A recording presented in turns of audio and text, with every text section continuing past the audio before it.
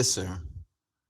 Yo, this is mad fly. Yo, shout out to YouTube audience that's seeing my brother's creativity at work right now. This is ill. This is ill. Westside Gun, and Thy then God.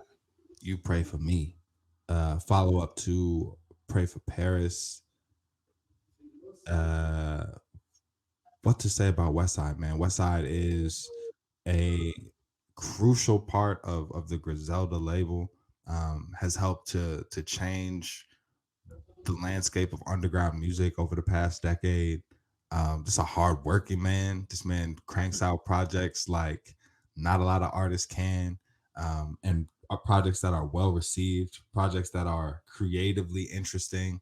Um, this man has got his hands in fashion. This man has got his hands in art, and whenever he brings us a project, he shows off some of the best of what underground hip hop has to offer with his features, and this project is all of that. So, yeah, we were lucky to be reviewing this West Side Gun project today.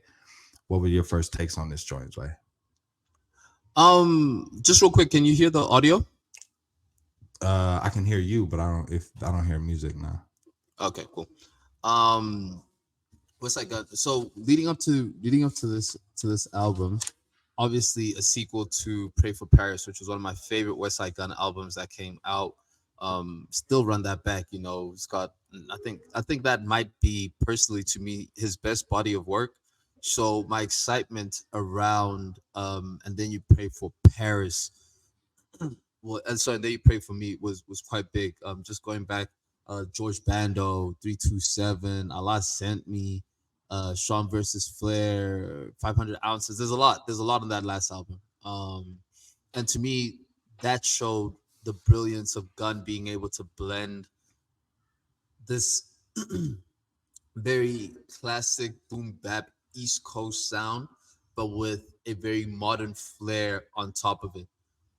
Going into and then you pray for Paris, it seems that he's taken that a step further and has looked to also blend in um, more contemporary hip hop sounds and utilizing contemporary hip hop DJs like Tay Keith, which I found to be particularly interesting.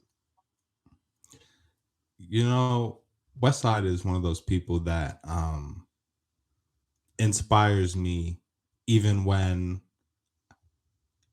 he's not the part of his projects I love the most. And that's a weird and wordy way to say that I think that Westside does an amazing job of being a uh, a curator, right? Like I'm always inspired by the way that he plays with sounds, the way that he is unapologetic about pushing his style.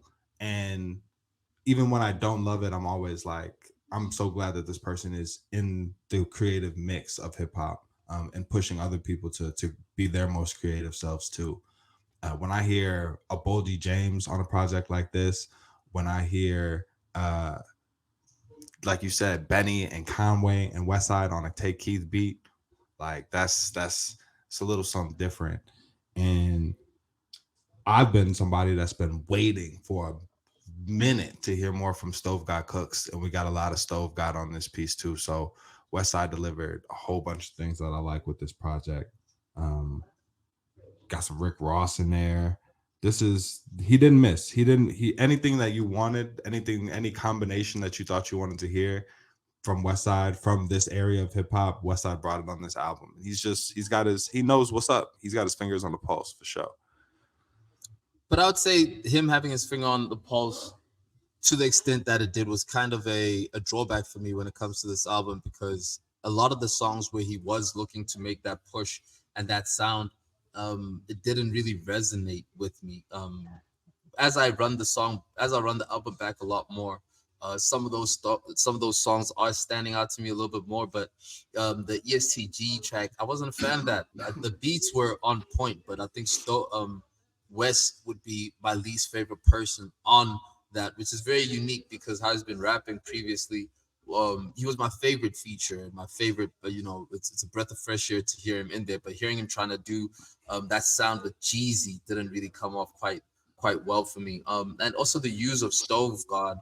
I think Stove God and West feed off of each other well because they're both so versatile in their hip hop sounds and can really take it to a very obscure area that allows them a lot more freedom to be able to create. Kind of like in Kitchen Lights, how Stove God hits that lights. He's able to play around with that type of sound and it's fly when it's fly. But I think when they miss because of how hard they're trying to swing for that fence and creativity, it misses quite hard.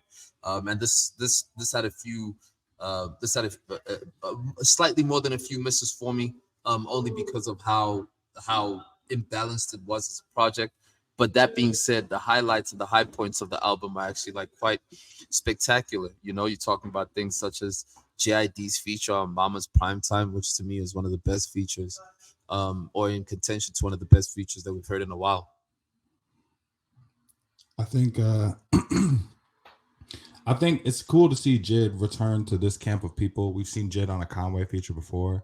I think when somebody who's on the come up is getting a lot of recognition for being in the next generation of lyrical rappers, is constantly stepping up, putting themselves next to the best of his peers. We see him here on this project alongside some incredible lyricists. We saw him on Mick Jenkins' album. We see him rapping with J. Cole all the time. It's good to see that man step up and to not be afraid of even these spaces that don't necessarily cater to his sound, right? Uh, Man, that's Custas, man. So Benny has the first verse, Westside has the middle, and Conway raps that joint out, man. What did you dig Custas? Different beat for these gentlemen? Like, what did you and who took it It was for you? hard. It was a Benny, but like Benny bounces and eats off of that. And I was hoping that on Mama's Prime Time there would be more Benny. I would hope for more Benny than Stove got off of this album. But Costa's coming fresh off that Mama's Prime, this album it keeps up a very high pace of the first three, and then it gets to 1989, and that's when it starts losing its legs for me. And then you get into that DJ drama joint, and again it starts getting a bit shaky, and then he pulls it back in with that Kitchen Light, Fly God 2X, the Dunhill with Rick Ross, lazy verse from Ross, listening to Westside do that whisper flow for me was a bit cringy.